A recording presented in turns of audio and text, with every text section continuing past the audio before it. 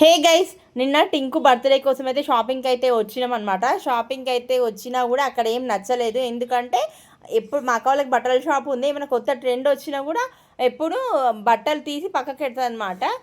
అవి తీసుకొని వేసుకుంటాడు. ఇట్లాంటి షర్ట్స్ ఇవన్నీ చాలాసార్లు వేసుకుంటూ చింపేసిండు, అయిపోయింది. అయినా కూడా ఇక్కడ వచ్చి ఆ స్టాక్ తప్ప ఏం లేదనమాట. ఇంకా బర్త్డే కాబట్టి కొత్త డ్రెస్ తీసుకోవాలి.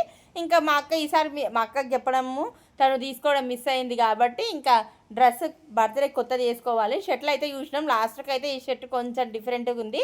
దీని మీదకి పేర్ ప్యాంట్ వచ్చిందనమాట, ఇంకొక ఎల్లో కలర్ షర్ట్. అట్లా 2 షర్ట్లు ఒక ప్యాంట్ అయితే తీసుకున్నాము. ఇక్కడ టింకు చూపిస్తుండో ఆ మమ్మీ నాకు ఆ డ్రెస్ ఉంది కదా అని. ఇంకా ఇక్కడైతే షాపింగ్ అయిపోయిన తర్వాత మళ్ళీ ఇంకేమైనా మంచిగా ఉన్నాయా అని చూస్తే ఇంకా అన్నీ అవే ఉన్నాయి, వద్దని అయితే చెప్పినాం. పక్కనే ఇక్కడ నూడిల్స్ సెంటర్ ఉంది. వర్షం అయితే బాగా బయట మంచిగా ఫుల్ వర్షం పడుతుందన్నమాట. కొంచెం నూడిల్స్ తిందామని ఇక్కడైతే కూర్చొని నూడిల్స్ అయితే తిన్నాం అనమాట. మళ్ళీ ఇంటికి పోయిన తర్వాత మళ్ళీ మా అత్తమ్మ వంట చేయాలి. ఇంకా వర్షం అయితే పడుతుంది, అందుకని వర్షం పడే వరకు తగ్గే వరకు ఇక్కడైతే కూర్చొని నూడిల్స్ తిన్నాము. టింకు హైట్ పట్టుకోవాల్సి వస్తుందని పాప మీద అయితే అట్లా పెట్టేసిండు. తర్వాత ఇంకా మేమైతే బయలుదేరినాం అక్కడి నుంచి. వర్షం అయితే నేను నైట్ బాగానే పడింది మా ఇంటి దగ్గర. టింకుని చూసిరు కదా, ఫుల్ ఎగ్జైటెడ్గా ఉన్నాడు రేపు 1 బర్త్డే అని. కానీ ఆ లాస్ట్ ఆ టైం వచ్చేవరకే నైట్ 12 o'clock నిద్రపోయిండు కదా. ఇంతకుముందు మీరు వీడియో చూసి